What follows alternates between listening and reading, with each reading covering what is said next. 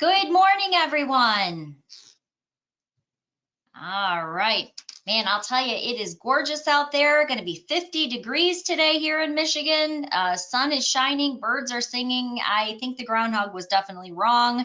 I think we are headed for a beautiful early spring. And thank you so much for joining us today. I'm telling you, it's done. We're over. Yes. Yes, I'm ready. I'm ready. So thank you for joining us today. We are excited to have you here. We're going to talk about listing input. We're going to talk about a little bit of the information that you're going to need to know, obviously converting from Realty Server to Paragon. Now, I do want to stress, this is not the Welcome to Paragon class. I want to put that out there up ahead of time. If you've not taken that class, it's really a great class to show you how to search, how to use Paragon. It's going to kind of give you the basics of Paragon, everything that you need to know. This class is really designed to show you more of the listing input functionality.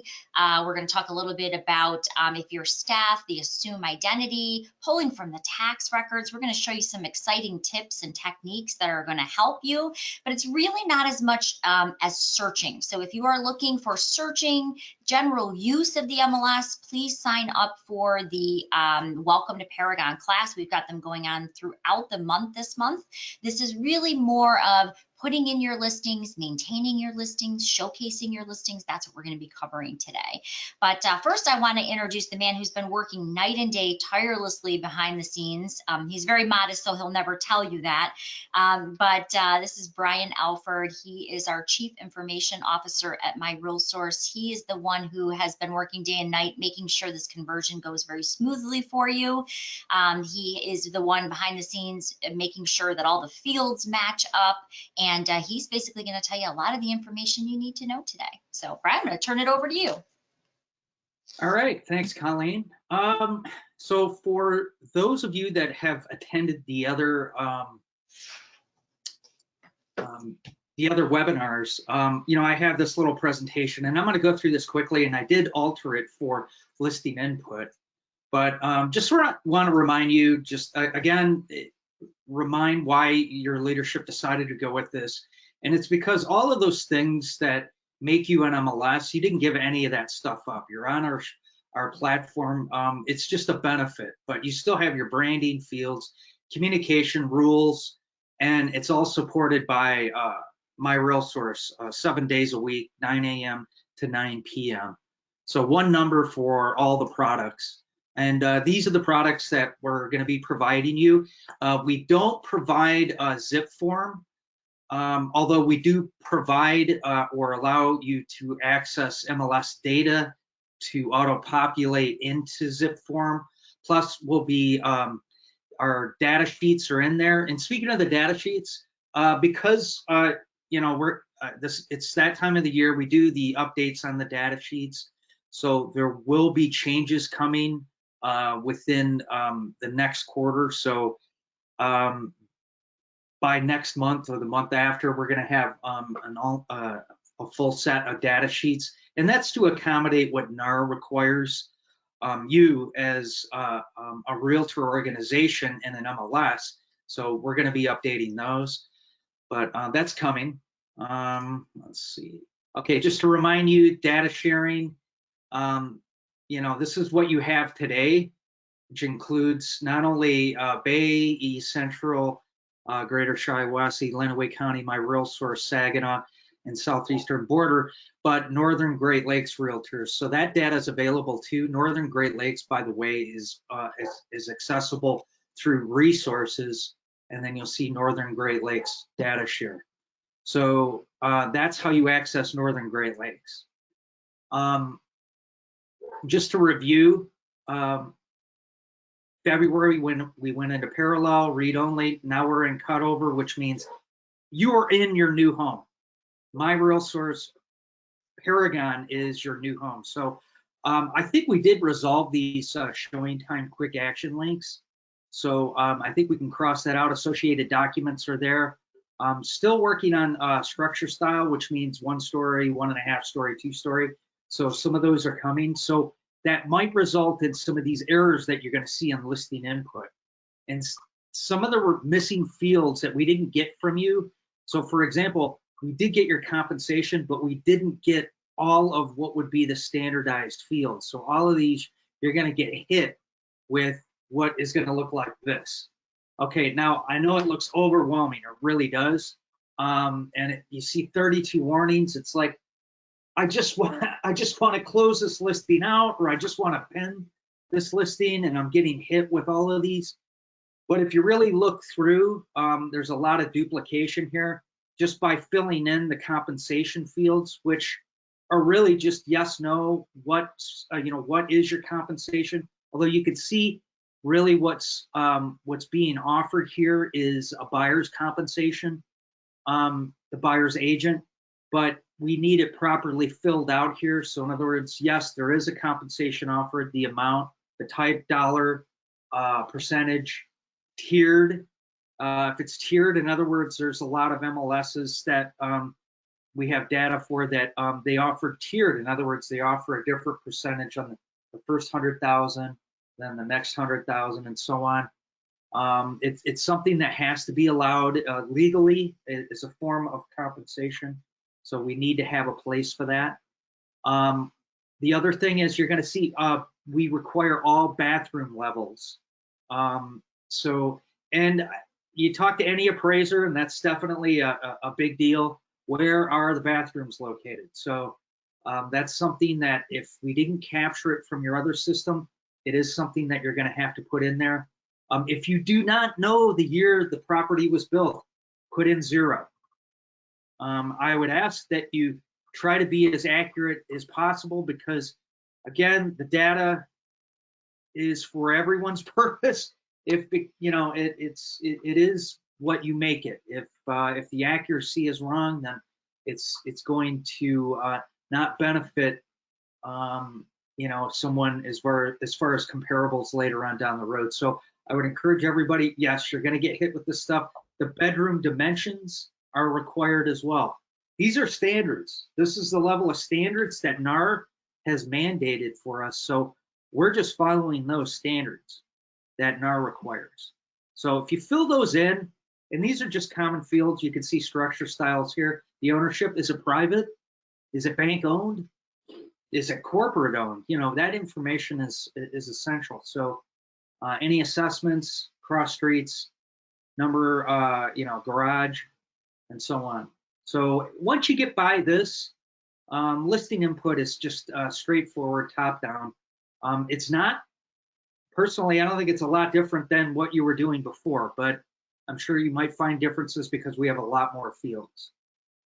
And some of those are notable areas. We follow the taxing authority, the physical location, which are identified by federal identifiers, which are called FIPS. Don't need to know what those are, but that's a standard that we follow. Association name for those that have properties that are in Sugar Springs, White Birch Estates, those POAs, that's where that goes. Body of water, which was waterfront name, that's body of water, that's a standardized name. Could be a river, could be a pond, could be a lake, a Great Lake. So all of that information is available in there.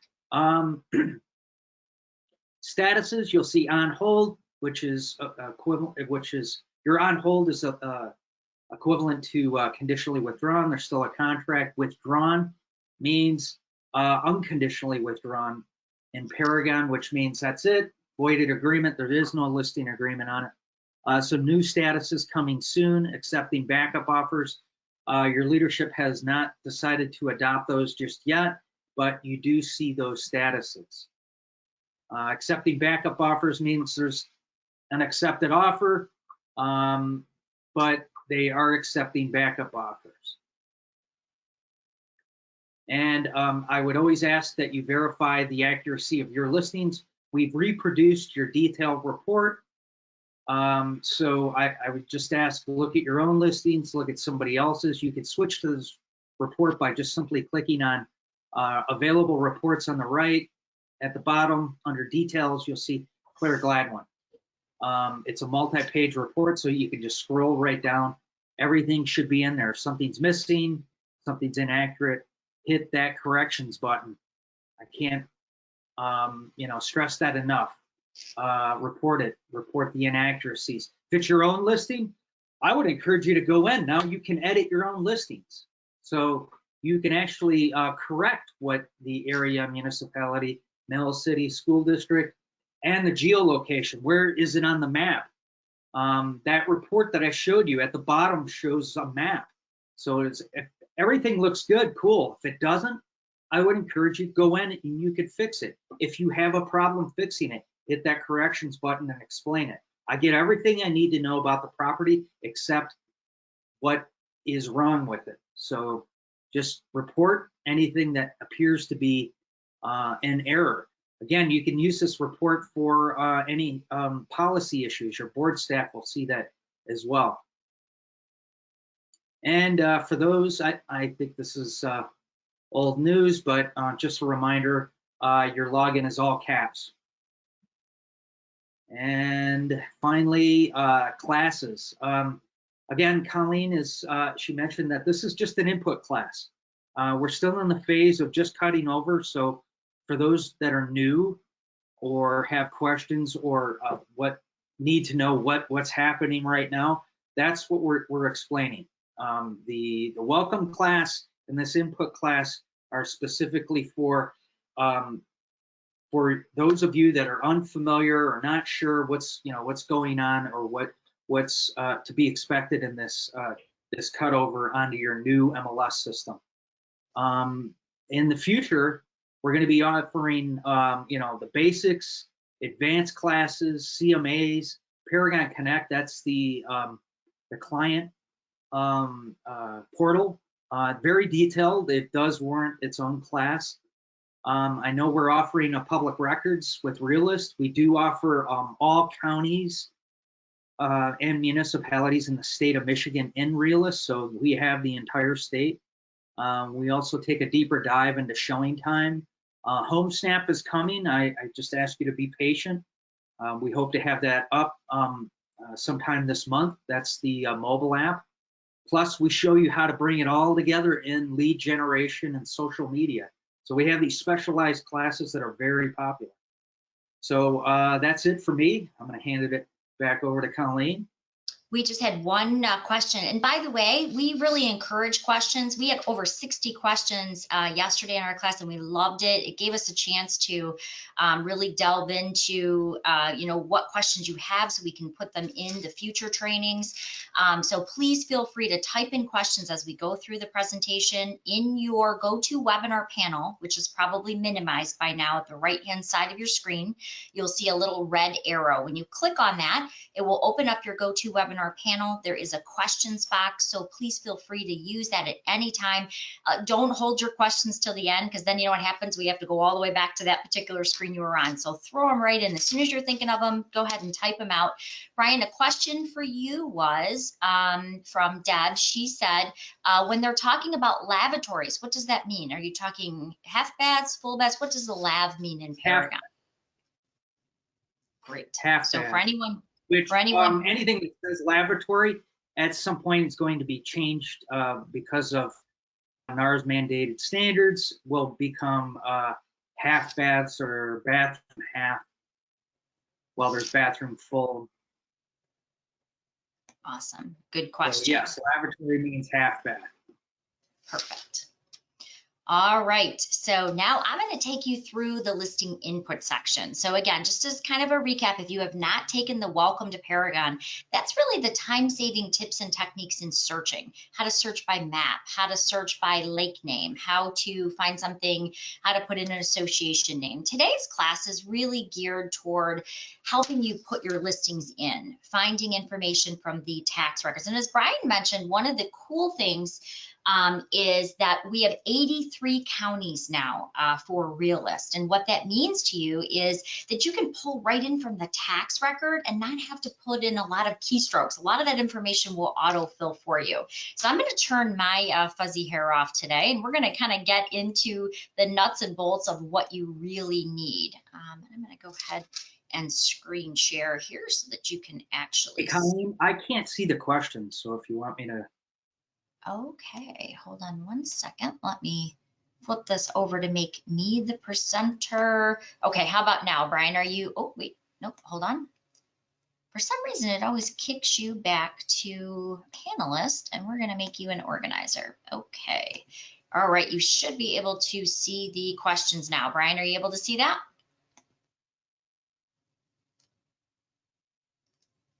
Oh, I lost you. Brian, you still there?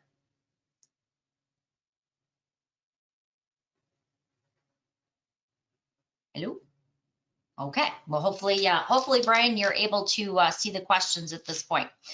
All right, so my job today is really to walk you through some of the things that you need to know on the input side. So when you're adding in a listing, what makes that work? What do you need to know? What happens? We've gotten a few tech support calls just saying, hey, I got an error. How do I fix this? And so we're going to go through kind of the basics of what you need to know when you're adding or maintaining a listing or when you're ready to promote your listings. Now we're recording this class because we're going to go at kind of a pretty good clip today. So don't worry. If you go to our YouTube channel, which is My Real Source Media, and you hit the subscribe button, it will let you know when this class gets uploaded so that you can save it and you can use it as a resource.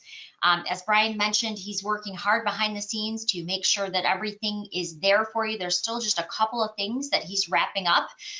We're going to be having a lot of classes coming up next week. We have a Realist class. Realist does so much. It provides information. It allows you to farm. It'll create labels for you. So it really does a lot. But we have all 83 counties now so that you can see tax information for properties all over the state. So we're going to talk a little bit about that. But where we're going to start today is actually asking you to check your listings. So as Brian mentioned, we are now in cutover, meaning Realty Server is now kind of in a read-only mode, and you're going to want to be putting your listings, your contacts, setting up saved searches for your clients, using the Collab Center, which in Realty Server, I believe was called either Concierge or Client Services, basically creating your buyers' haves and wants and setting it up so that they get immediately notified when a new listing comes onto the market with their criteria. And I'm sure you're experiencing what we're experiencing. There's a huge shortage of inventory right now. So as an agent myself, I want to make sure that my listings, of course, are getting put in properly so that a buyer who is looking for a home immediately gets notified. We're going to show you how to make sure that your listings are appearing in the right place, how to put important information like if they're on a lake, how to make sure if you're listing in the Sugar Springs area that you've got that in the association name. So we're going to cover a lot of that. But one of the things I wanted to point out is how you can help us in this transition to make sure everything is there and looking great is to check over your own listings. No one knows your listings like you do. So we are going to ask that when you go into Paragon, that you check over your own listings. And I'm going to show you a really quick and easy way to do that. So when you're looking at my screen, my home center section of my screen might look a little bit different than yours. If you haven't taken the Welcome to Paragon class, we're going to show you all of the searching and all of that in the MLS. But if you've just logged in and you're actually looking at that center screen, yours is going to look a little different because obviously you're going to see your board information. So you're going to see the Clare Gladwin information, the website, upcoming classes. Obviously, I belong to a different MLS. I belong to My Real Source, so I see their information. So as an agent of 22 years myself, I want to make sure that anytime you're going through a conversion, that my listings look just as I wanted them. So just as I put them into Realty Server, I want to make sure they look that exact way in Paragon. So a really quick and easy way to do that is to go right to your market monitor. Now your market monitor, you can go in and you can obviously set up the market you're watching. You can see new listings that come on board in your office. And by the way, if your office has, let's say, multiple locations, you can even see those office locations under firm. But really what we'd like you to do right now is we'd like you to click on My Info. My info is going to show you any of your listings. So we're going to ask you to go in and check those over. Just make sure that your photos are there, the information looks correct, because while we're doing this cutover, we want to correct anything that didn't come over perfectly. So if I click on where it says My Listings here, that's going to open up the listing ticket. It's going to open up the spreadsheet. It's going to show me any listings that I have. I'm going to click on it. I'm going to open it up. And this is where we want you to go in, make sure your room sizes are there, make sure that your photos are there, make sure that the information that you added into Realty Server is right in front of you. Now, another key piece is, as Brian mentioned, what we did is we created a similar report to what you saw in Realty Server. So if you go over to the right-hand side and you go down to details, you'll find the Clare Gladwin report. I would recommend favoriting that. Again, we'll show you how to do that in the Welcome to Paragon class, but this allows you to kind of see a report that you're familiar with so that you can quickly go in and check over your listing, make sure it looks like you had it looking previously. So I'm going to go ahead and just kind of go through here and take a look that all my information appears correctly. All right, so that's kind of your first tip. So we have a question. What will happen with data on listings that were already closed or expired? In other words, how does the data get updated? So in Realty Server, we cannot modify listings that have already sold. So really good question. Basically, the history is still being brought over into Paragon. So if it's already closed, don't worry. We're still bringing over your history. Brian has worked really hard to take all of those historical records that were closed in Realty Server, and he's brought them over into Paragon. So hopefully that answers your question. Your history will still be here. If you had an active listing that you now want to make pending, you certainly can do that. And we're going to show you how to maintain your listings today. But what we'd like you to do is just go in, make sure you're looking at your listings, make sure that all the information appears correct, because this is kind of our chance to correct anything that's not perfect going forward. If you do notice something that isn't correct on your listing, there is a corrections button right up at the top. So as soon as you hit that corrections button, it'll allow you to put in what's not right on your listing. Now, you don't have to put in what the listing is. We can already see that. So right now, this is set up to go to your board staff. So Kim and Mary will get it. They'll take a look at the information that isn't correct, and they'll be able to take a look at it. Brian right now also gets this. So if you reported, let's say that your photo was missing, Brian can actually go in and he can do the history. He can look it up. He can still see into Realty Server to make sure that we have all that information and get that corrected.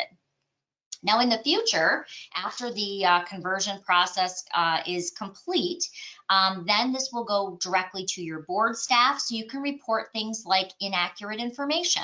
So let's say that you just showed the house and it's listed as a 4-bedroom and it's really only a 2-bedroom. Well, this would be where you could actually report that. Now, keep in mind, this does not show the listing agent who's reporting this. It's only going to show your board staff. So it's kind of a nice confidential way between you and your board staff to report any inaccurate information. All right, so let's talk about what we're here for. Let's talk about adding those listings into Paragon. As Brian mentioned, it's not going to be too much different than what you found in Realty Server. It's kind of a start at the top and fill out the fields with the information. But one thing I do want to point out is that you now have tax information to help you. So your board elected to provide Realist for all 83 counties. So no matter where you're listing, you can actually pull information from the tax records, which I love. One of the things to note too is right in your top section, and by the way, your top section where my mouse is right now, it may look slightly different. There's all different themes that you can choose from. I am totally ready for summer. So right up here at the top, you will see tax information. If you click on taxes, one of the things you'll notice is Realist. Now I'm just going to kind of show you kind of a quick preview of this. There's going to be a whole Realist class that's going to be coming up.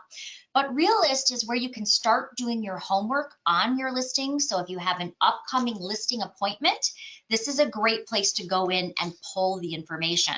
So for instance, if I am listing 41539 Wessels was a property I just closed, you can change the county that you're looking for. So if I am looking for a property in Macomb County, which is actually where I am, I can simply go down to Macomb, check it off. You can apply multiple counties, by the way. So again, you can put in the county that you're listing in. I'm going to start typing in the address. It immediately pulls up that property for me. As you can see very quickly, it also pulls up a map. Realist has some great capability for if you want to do some farming, you can actually create mailing labels for a subdivision. You can add in criteria. We're going to have a whole class on Realist coming up. But as you can see, when I actually click into that property detail, it's giving me a picture and the basic information. Now, the reason I'm showing you this is if you're going on a listing appointment, this is a super great way to start doing your homework. And I'll tell you, I just had this actually was really helpful. I found out somebody was actually going into sheriff's sale. It does show you things like mortgage history. It'll show you if it's in sheriff's sale. It'll show you the MLS history and the tax records, and it will show you discrepancies. So Realist has become a really important tool that I use as an agent. So as I'm scrolling down, if I haven't seen the property, maybe I'm one-stepping this listing appointment, I can see that there are 3 bedrooms, 1,361 square feet. I can see the lot size, how many baths it has, when it was built. So we were kind of talking about how do you know what the year built is? Well, great, I can see that right here in Realist. That's a huge help. I can also see who owns the property. I can see if it's built on a basement. I can see tax information. I can see assessment information right from here. I can see the basement size. I can see if it does have a garage, how many half baths versus full baths. So a lot of that information is right here for you. If you scroll down, it'll also show you if somebody listed the property, who was the selling agent on the property. It'll show you mortgage information, if a refi was done, who actually owned the property. So a lot of that information is located right here. Again, it even shows me that they purchased it on an FHA. Again, if the refi was done, I'll even be able to see that. So the nice thing about the in-depth mortgage history is if they just refied, a lot of times it will have the refi amount. So I know if I'm walking in to tell this person what their home is worth, I can kind of have an approximate value of what is actually owed on the home. So Realist is a great tool. Again, there's a whole Realist class coming next week. I think it's next week, Tuesday or Wednesday. It will be on the calendar, and I know Kim Hatchu and Mary are getting all that information out there for you too. All right, so now we've got the information to start our listing profile, maybe to fill out your listing forms. Now you know what you're listing, but how do we put it into the system? So in order to enter a listing, just like we showed you in the Welcome to Paragon class, you have the search button. Right next to that, you have the listing entry button. So I'm going to go ahead and click on listings. Now, one of the things I really like about Paragon is that you can save listings as a partial. So I am a big fan of getting everything perfect in the MLS, then going and listing the property. Then when I get back to my home, I can go ahead and just take that partial. Now I have the photos, I have the final listing price. I add those 2 pieces of information in. I hit save and my listing is live. So a lot of times I want to have everything done ahead. So all I have to do is add those photos, add my seller's disclosure maybe, and add my final listing price, and my listing is ready to go. So let's actually take a look at that. So of course you can maintain your current listings. You can turn partial listings into full listings. But right now I want to go into kind of the basics. I want to go just adding a listing from scratch. So we're going to go ahead and we're going to add in a single family or residential condo listing. Now, you'll notice as soon as we start to do that, you've got these tabs that open up here on the left. That's where you can edit and add things at any time. But really, I don't want to have to add a lot of information that's really already in the tax records. What I want to do is pull, I of course want to review it, I want to make sure it's correct, but I want to pull a lot of that from the tax autofill. So I'm going to go up to the tax autofill button, which is right here at the top toolbar. And all I need to do is first pick my county. So I'm going to use Macomb just because I know it a little bit better. Obviously, you're going to use your county that you're taking the listing in. And for me, I find that this works best is if I put the least amount of information possible. I am not going to fill out all these fields, right? I'm trying to eliminate having to do extra work. What I am going to do is put in the house number and the route street name. So think of this as kind of more Google-esque. And what I mean by that is the less information you put in here, the better off you're going to be. So I put in the route street names. I put in the street address and the route street name. I hit that search button and immediately you can see it's now bringing up that property for me to review. Okay, so I'm going to click on the tax ID now because that's where I'm pulling the information from. And now it's going to show me, okay, we found your information. We're going to go ahead and we're now going to autofill this into your listing. So basically it's telling me here's your tax ID. Here is the city. Here's our tax information. Oh, here's your legal descriptions. I don't have to go and look that up. Here's your school district. Here's the subdivision name. Here's the assessed value. Here's the address. So now I'm going to check it off. And I'm going to say I want to autofill this information into my new listing. Now it does give you the option to go through. If something doesn't look correct, you can deselect it. But really what I want to do is I want to autofill as much of the information from the tax record so there's very minimal keystrokes that I need to do here. So I'm going to go ahead and I'm now going to save that information right into my listing. So basically what you're doing is you're opening up that tax record and you're saying, I want to import that information into my new listing. Now, again, this is kind of just the tip of the iceberg of what you can do as far as RealList. We're going to have a whole class in RealList, but what you can see is it's now filling in my address, the mail city, and a lot of that information that I would have had to look up and keystroke in, and that's really the goal. So we're going to go through this. Brian calls it top down. I needed a little more simple. It's just starting at the top and working your way through. If you don't know what goes into a particular field, remember you've got these helpful magnifying glasses to the right.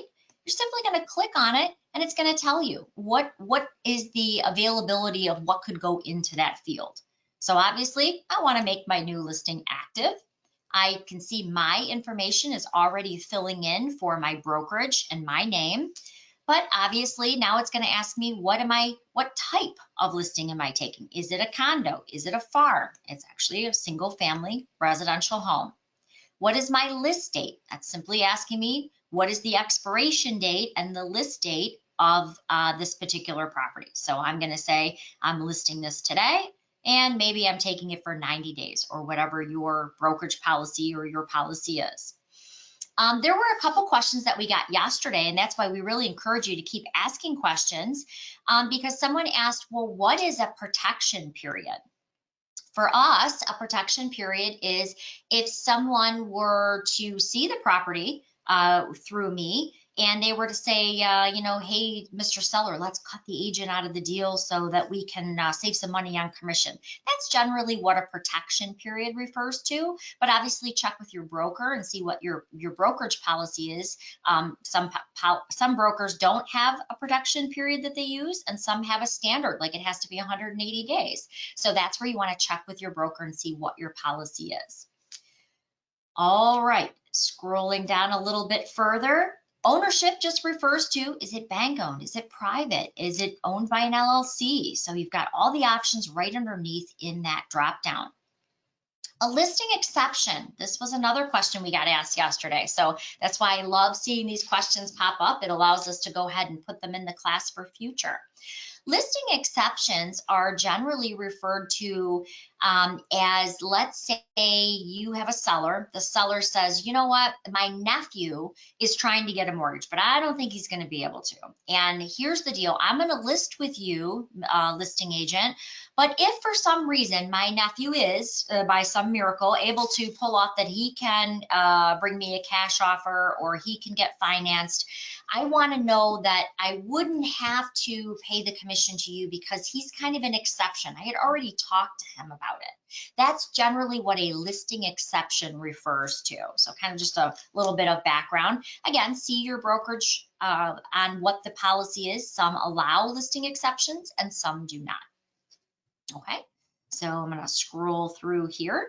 Municipality types, really easy. You can go ahead and pull those from the drop down. It is going to ask you for the requireds. So unfortunately, we have a lot of agents today who only fill out required. So they can click on this required only and only fill out the required information, which is what you see the R's for. Unfortunately, I think that kind of does our sellers a disservice because, for instance, if the home has a fireplace, well, that's not required, it's a feature, right? But what a nice selling feature. And it's always nice when we can give more information on our listings.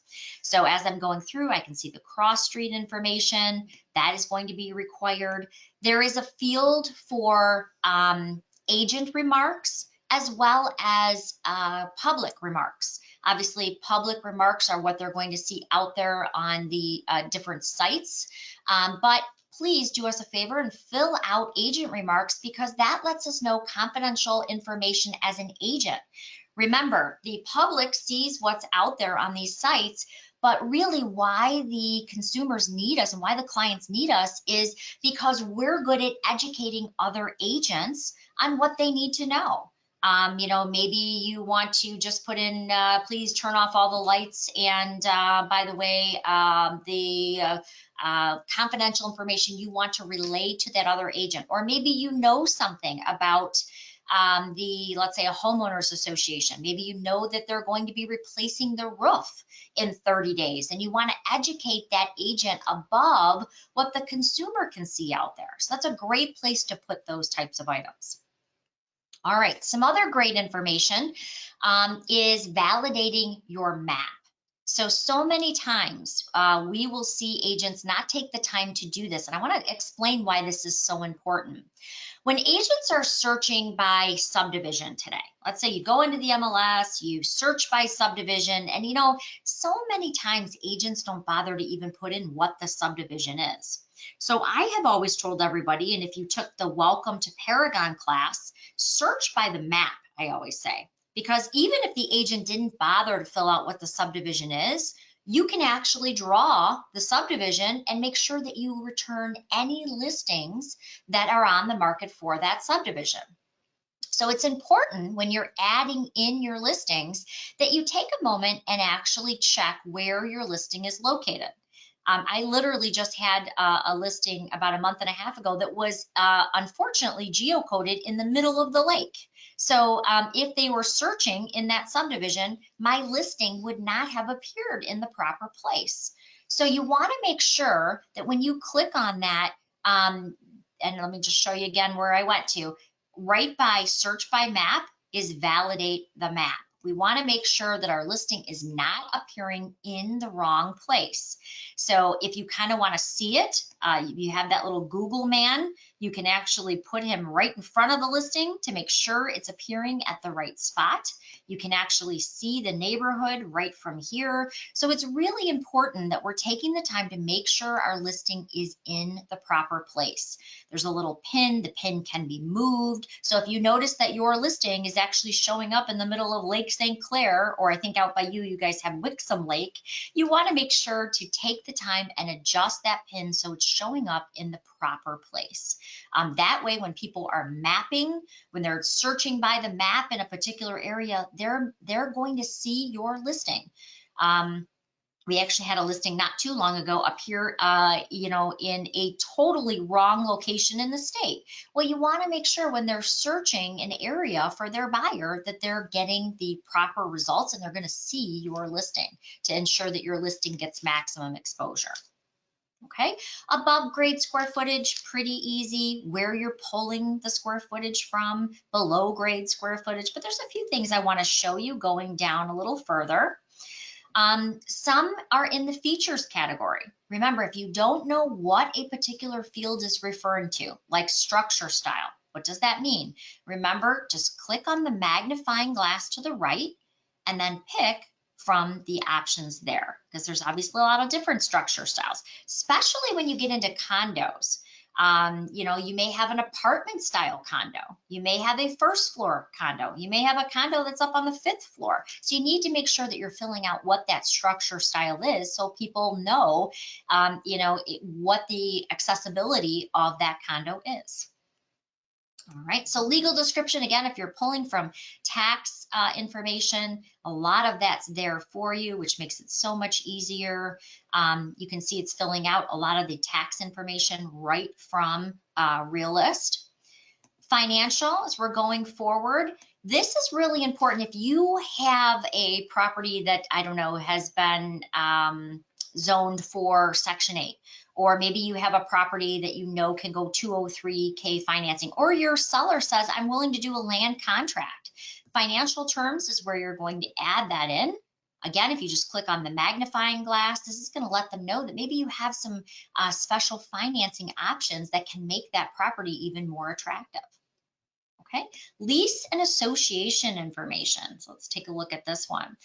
Is there association fees? Yes or no? Association name. This is a really popular one. As Brian mentioned, we learned a lot about Sugar Springs when we were doing your conversion. Brian actually heard from a lot of the agents that, hey, I do a lot of work in Sugar Springs. Well, this is a great place to put that information. Also, we heard that Sugar Springs has commons to water. That's a great thing to put in your agent remarks. Why that's so important is that maybe it looks like that property butts up to the water. And maybe someone who's purchasing in Sugar Springs may think, oh, I have waterfront property. That's actually not the case, right? So we want to make sure that we're putting, that's the great information you want to put in your agent remarks. That maybe there's commons to water, or again, association name, Sugar Springs. People can search on keywords. So people can actually even add in, you know, hey, I'm looking for Sugar Springs. They can search on that, which is very helpful too. And Brian, I know you've been working really hard on the Sugar Springs. Is there anything you wanted to add? Anything that maybe I left off of when we're talking about Sugar Springs or adding in that important information? Is there anything you wanted to? Well, one thing I would want to stress on, I mean, obviously, if you put it, you need to put it in the association name, and just the name will do. But one thing I can't stress enough about is the maps and listing entry. You can zoom with our maps. You didn't have this before, but we have parcel boundaries. It will actually give you the property ID where you could put it right dead center in the parcel. So it's important to do that. I know you had other fields like you know, section and quarter, and that's because your maps were not nearly as detailed as ours. If properly located, you could actually see the parcel with the parcel dimensions on our maps. You never had this before.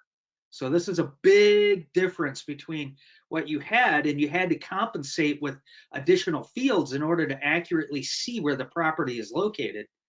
So if you zoom in enough, now you want to go to layers and make sure the parcel boundary is enabled. So you can see the parcel boundaries are there. Obviously you could do, you know, aerial if that helps, but it's important to note that, you know, when you drag and drop those, and look, with vacant land, you don't have a choice. There's no mailing address. If the U.S. Postal Service doesn't know where to deliver letters, then it's not going to find it exactly on the map. So it's up to you to accurately locate where that property is. And that's why it's important to zoom in to the the parcel boundaries, and you can actually see if you click on the parcel boundaries, you could, at least I think in this view, you should see the property ID. But that's again, I would stress that, I mean, you can actually see the property, the boundaries, and put the drop pin where it's supposed to. Thank you, Brian. Yeah, and it really is more important now than it's ever been. And so if I change over to what Brian's referring to, you can see our parcel lines, latitude, longitude, and again, you can simply change to make sure it's actually reflecting on the right house. So many times you'll see it back here in the empty field, or you'll see it, in the middle of a lake. So it really is more important than it's ever been. Here, I think, and by the way, what Brian was referring to in the layers, you can actually add floodplains in, parcel lines. I think what Brian was referring to is the tax ID. Brian, is this what you're referring to right on the parcel? Oop, Brian? Yes. Okay. Yes. Yeah. Wait, can you hear me? Yeah, you can hear me. Yeah. Yeah. I'm getting to be pretty good at being your wingman. You talk about it and I somehow get there, so that's good. Yep.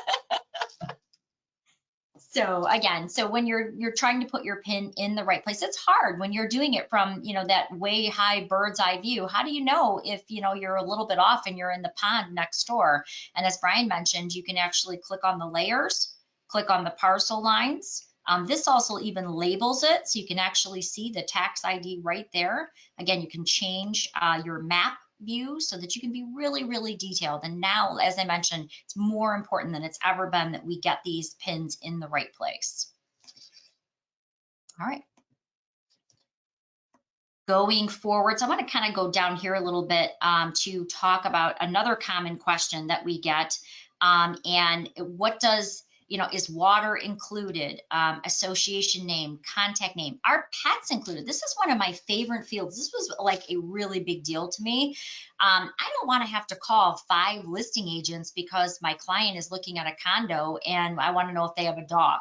This is the extra information that you can add into Paragon that really allows you to properly tell other agents, is this really a condo I would want to see? My client has 2 dogs. Is there a pet restriction? Can they have 2 dogs? By filling out this additional information, it just helps them show the property that much better. All right, so room dimensions, as Brian mentioned, you can add those in, pretty self-explanatory. It does require you to put the bathroom levels in. Why that's so important is I want to know, is there a bathroom in the basement? Is there bathrooms just on above grade square footage? It's always helpful to know that information, and appraisers really want to know that information today. So as we get into features, again, if you don't know what goes in a particular field, just click on the magnifying glass. It will open that up for you. Going down to remarks, as I mentioned, if you are putting information in like about Sugar Springs, or you found out that the particular condo you're listing is replacing the roof, that is a great area to put that information in, is the agent remarks. There's obviously public remarks as well. These obviously are what the public sees, but information that you can give to other agents are going to help them show the property better. So we do ask you to put in agent remarks. Showing information is there as well, but this is when we commonly get questions on. Can I put a virtual tour in? Can it have my contact information? Can it not have my contact information? So I wanted to kind of take you on a quick tour of what is available. So there are 4 different fields. You can put in a virtual tour. You can put in a video tour. So if you have a video tour that let's say Circle Picks or one of the virtual tour companies does for you, you can place that right in the video tour or the virtual tour. Then there are also branded. Now, branded, what that means is that it has your contact information. You do want to make sure that you're getting those in the right fields, because if it's going out, in IDX, you want to make sure that it does not have your contact information. It doesn't have your phone number on there. However, you may have some marketing that you do want to push out with your name and your phone number. So just make sure that you're putting those tours in the appropriate place. There's also obviously compensation that is displayed here, so you can put what the compensation is that you're offering or not offering. Down here under, slide down a little bit further, under the sold information, we're going to talk more about that when you're maintaining your listings. But once you have all your criteria in, now we want to go in and we want to add our photos. Now, again, what I generally do here is I've got the basics for the property in, but if I haven't listed the property yet, there are two pieces I'm generally missing. I'm missing what is the definitive sales price. I'm going to walk into my listing appointment and I'm going to suggest we list the property for X, right? But I don't know they're going to go for X yet. So I generally am missing the price, and I usually don't have the photos yet.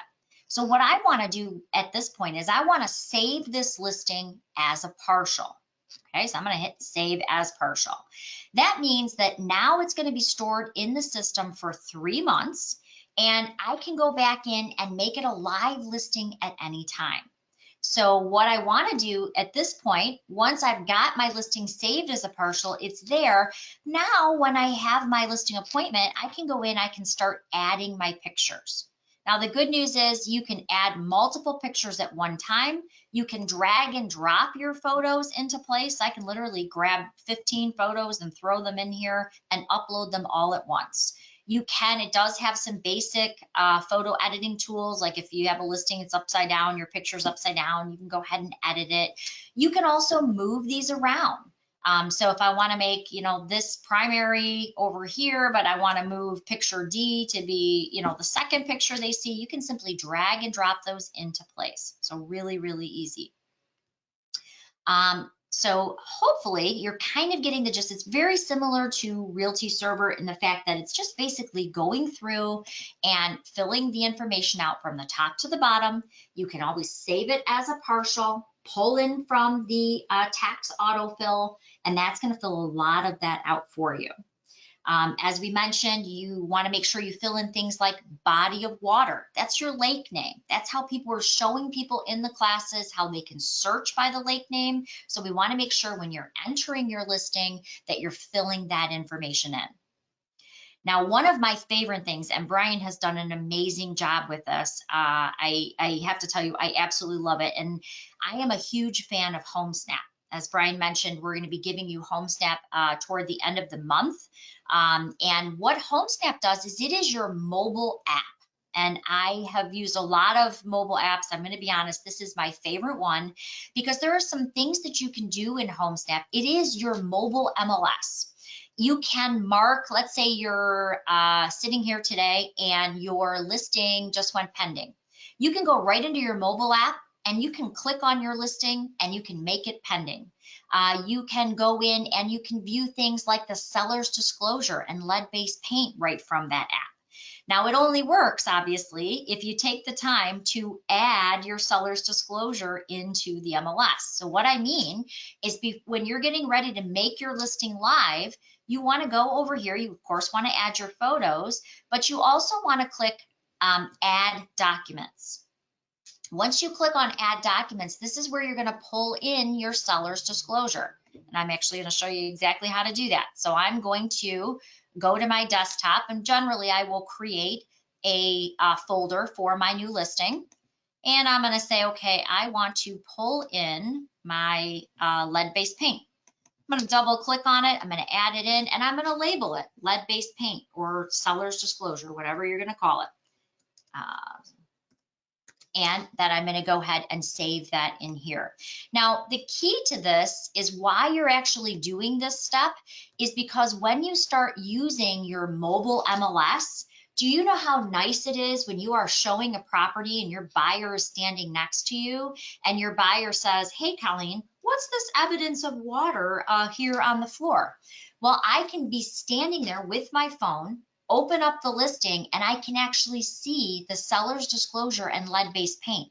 Not only can I see it on my phone, but I can hit the share button and I can share it to his phone. So now that we're all social distancing, I really don't want them breathing on my phone screen, right? I want to be able to share it right to their phone, and they can actually go through it and they can review the seller's disclosure while we're standing in the property. It also shows you things like your saved searches, but all these tools only work if the agent will go in and obviously add in the seller's disclosure and lead-based paint to the listing. So that's really important that we take the time to actually go in and add it right into the listing. And of course, you can add open houses and tours. Those also show up in the app. By the way, the reason I keep talking about the app is you can actually share the app with your clients. When they're driving around town and they're sitting in front of a listing and they want to know what that listing is priced at, they can use that app, but they only see your information. So they see the price of the home, but they see your contact information so they can contact you for the showings. So there's a whole class on HomeSnap.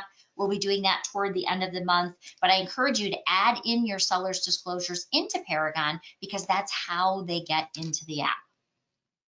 All right, Brian, anything I missed that you wanted me to cover on the listing input side? I know. No, but you know, we did get some questions about like photos and stuff like that. And I'm glad somebody brought that up. Thanks, Gail. Here's the thing with the photos, and I want everyone to be aware of the fact that the photos that we were only able to get from your previous vendor are 640 by 480, which is why when you look at them in the photo viewer in Paragon, there's a lot of black around it because that is actually the minimum resolution that you can actually upload into Paragon. Any less, the system won't even allow you to upload it. So bear that in mind. But any pictures taken with a modern camera or a modern phone for that matter are more than enough. And our resolution is 1280 by 960. That's a high definition resolution, and it fills the whole the viewer. In addition to that, we do have what are called photo remarks and captions, and it allows you to augment even more. So when you upload your photos, you can identify, let's say, for instance, there's a kitchen. The kitchen was rebuilt in, a recent year. You can specify that, granite countertops or quartz countertops, things that are definitely that would add to the value of the photos. So there's a lot more you could do with the photos. The photo resolution is much, much better than what you had previously. So I would encourage everyone to take advantage of that because, those are the photos that go out to the public and what most likely your clients or your sellers are going to see out on public websites. So you want them to look nice. You want them, to be bright, a higher resolution, not a lower resolution. So it definitely is something that you can take advantage of. So please do. Again, the general format is JPEG. So really what you get off your phone, you can simply upload those. Well, we do have photography classes that we do promote, and we go into much more detail with the DSLR cameras. You don't need that, but I will say there is a difference. Now the phone cameras are getting much better, but we try to push a much higher quality with the DSLR and our photography classes. Awesome. Okay. And I see a lot of questions pouring in. So thanks, Brian, for manning all of those. And thanks, everybody, for asking your questions. Now let's talk a little bit about going in and actually doing some modifications to a listing. So I'm going to pull up my listing here so I can kind of show you that. Again, if you are looking to change something within your listing, it's a really easy way to do that. What I generally will do is go to the market monitor under my listings. Again, you'll see under my info, you'll see listings, pending listings, things that you have, or you can simply go to that power search. Again, I love that. It makes it nice and easy to find your listings quickly. So I'm going to go ahead and open up mine. Again, you can use the Clare Gladwin report, makes it even easier. But if you go to the more section where it says maintain listing, This is where you, again, you can turn your partial listing into a full listing. You can maintain your listing. You can actually do changes on your listing. I have this one open, so I'm going to go ahead and pull it open here. But this is where I can go in and I can change things. I can change the status. I can add more photos to a particular listing. So it's very, very easy. Just find your listing. And then go to more, maintain listing, and you will be able to basically change your status, change your price, add in different comments, things like that. You can create driving directions under more. So don't be afraid to go under the more section, and you will find maintain listing once your listing has been put in. Also, I wanted to mention that if you are an office admin or you are a secretary for a company, that you have something called assume identity. And what that is if you are set up with the assume identity role, it allows you to work on behalf of the brokerage or work on behalf of a particular agent. So what I mean by that is, as you can see, I can do assume identity. If I am an admin and I am not licensed, I'm not going to have forms to create transactions, but maybe I'm assisting a particular agent who needs help creating flyers or needs help doing a particular function. I can go into the assume identity role and I can assume that role of that agent that I'm assisting. So that assume identity role is really set up for secretaries or brokerage admins to be able to work on behalf of the broker, on behalf of that agent. You do have to have a certain security level that we set up to do that. So if for any reason you are a brokerage admin or a secretary and you don't see that option and you need it, then that would be, and Brian, they would reach out to their board for that, correct? I'm sorry, I wasn't listening. That's right. I know it's hard to do questions and do it. If they did not receive the assume identity function, let's say they are a brokerage admin and they don't have that, they would reach out to Kim or Mary at their board to request that, correct? Yep. Okay. Perfect. Perfect. So that is, I think, most of the notes that I had on my list. Remember, when you're adding in your listings, make sure that you're putting in things like body of water. If you're working in Sugar Springs, make sure you're filling out that assume or that association name and association contact information. Brian, we do have the showing time link enabled for everyone now, correct? Yes. That awesome. is fixed.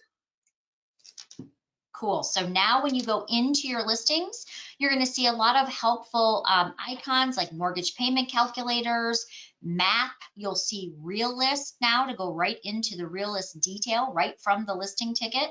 And you'll also see the schedule a showing button. I am a huge fan of the showing time carts. We're going to be delving into those a little bit later in the classes this month. If you haven't used the showing time carts, check them out. It's way easier than scheduling properties individually. I'm going to give you kind of a brief preview of how it works. So I'm going to pretend that a buyer just sent me 5 or 6 different addresses that they would like to take a look at tonight. Well, the cool thing is that we now can click off the properties that we want to show. We can go into actions and click on showing time. The nice thing is I can create a showing time cart. So I can go to add to a cart. It's going to ask me, when do I want to show these properties? I'm going to say I want to show them today. You can even put a buyer name in to track how many properties that you've shown to a particular buyer, or you can add a brand new buyer in. But here's the really cool part about using the showing time carts. If for any reason you were taking them to lunch, let's say, maybe it's a relocation buyer and halfway through you're going to take them to lunch, you could add another stop into your cart. I always get the crazy buyers who I set up the whole tour, and then all of a sudden they call as I'm walking out the door and they say, we found 2 more houses on Zillow that we want you to show us, right? So now I need to add another listing in after the cart is created. You can still do that. But here's why I like the showing time cart so much. I do not want to drive. If you look at the order here, I'm driving one to the other, then over here, and then, you know, it's totally not in a good order. But you can actually put them in a smart route, which means it's actually going to figure out what is the best calculated route. So you're not driving in a weird pattern. You're not driving from one to over here to over here. You can actually drag and drop these into different locations. You can create turn-by-turn directions to send your buyer. But here's my favorite part. Because you guys are working in a little bit more of a rural area, a larger area too, remember, you're not just looking at the Clare Gladwin information anymore. You're seeing your surrounding MLSs too. So you may have further to drive. When you're scheduling those, how do you know where you want to start and stop? How do you know which ones need to be confirmed with sellers? Well, it tells you right here, this is a go and show. So most probably maybe a vacant home, but what it does mean is that I'm immediately going to get the lockbox for that. So if I need to give myself a little more wiggle room when setting up my showings, I know that that one's going to require an appointment. Or I'm sorry, that one's going to be a go and show. This one's going to require an appointment. So I know it's probably got to, but I also know what time it's available because I can see the availability right over here to the right. And guess what? I can see that it's going to take me 13 minutes to drive from property 1 to property 2. I can see it's about 4 miles away. So when I'm scheduling my showing times, I can actually adjust for what my drive time will actually be. Then once I have all of my appointment times requested, I can hit send request and I don't have to do it individually. It's actually doing a lot of that for me. Okay, so there's a whole, I mean, it does even more than that, but I'm just kind of giving you the basics right now. But that is going to be included in some of our upcoming classes toward the end of the month. We have Realist and another Welcome to Paragon coming up next week. So if you haven't taken the Welcome to Paragon, that's going to cover searching and a lot of the information that you need to know. All right, Brian, did I miss anything else? Did I miss, we covered doing updates. We covered a little bit of going into showing time, adding in a listing, and assume identity. Is there anything else that you think would be really helpful for members to know when it comes to listing entry? No, not other than there's been a list of fields that that you may have had in the previous system. A lot of those are going to be coming over. So all I can ask is just be patient. We're just making them conform with what our real estate standards under NAR. So that's all I can ask is everybody, you know, some of those water features that Colleen had mentioned, some of those, you know, land or site location features, those are coming. All I could say is just be patient, and we'll be introducing them shortly. I'm working as fast as I can, but I don't want to break one thing in favor of another. So it's important that we do all of this stuff and then update the data sheet so that everything is exactly the way it's supposed to. And as I mentioned before, new data sheets are coming. They're going to be coming within the next month or two. And we're going to be updating all classes. So everything is going to match exactly what it's supposed to. But I want to get these fields in and these new fields and values. And a lot of them are things that your board have requested. So just please be patient. We'll be adding those. That's great. And as Brian showed on the previous slide, there are a lot of fields in here, and there may be a few fields that maybe weren't required in your previous MLS. So if you go to save, and I know he showed this earlier in his PowerPoint, but when you go to save the listing, if you're missing something that's a required field, it's going to tell you at the top. It's going to basically give you a look just like this. And again, it's going to say, okay, you're missing something that's important, something that's required. And when you click on it, it will take you right to that particular field. So it'll take you to exactly what it's asking for. So I know change is always hard. Again, I say this as an agent myself. myself. But obviously, the more information you're filling into your listings, the better exposure and the better the other agents are going to be able to search and find it. So when you're going in, when you are saving your listing, if you do see errors up at the top, all it's telling you is that you're missing a required field and it's asking you to fill that out. All right, I think that was all of my notes that you gave me that I had to remember, Brian. If you do have any additional questions, right now is a great time to type those in so we can go ahead and wrap up. Remember that we are recording this class, so I'm going to go ahead and just show you exactly where to go so that you can see it, because I know there's been a lot of questions on that. We have a YouTube channel. And I set up an actual playlist just for Clare Gladwin. And that means everything from the welcome to Paragon is there. So if you are starting to use the MLS, you have to have some help searching today. I recommend going there. You're going to go right to our YouTube channel. Let me show you what it looks like. It's called My Real Source Media. And when you go to our channel, you can hit the subscribe button. It will actually alert you when this class gets updated. It'll also show you important things that you'll probably want to know about Paragon. We do a lot of tips and tricks in there that are like 2 and 3 minutes long, but it's really designed to help you through this transition so that if you do need help, remember you can access it 24 hours a day. If you just want to see how to set up a search in the Collab Center, that will be there. By the way, there's a Collab Center class coming next week that will show you how to set up the Collab Center for your clients and your contacts. So we'll be covering that too. But remember, go to our YouTube channel, subscribe, and you'll see the playlist for Clare Gladwin, and that will alert you when the new video is uploaded so you can use that as a help resource. Okay, we got a couple of questions here. All right. One is, once the listing data is in the final step, is there a submit button? It's a save. Now, here's something to remember about Paragon and saving. You could save it as a full live listing or as a partial.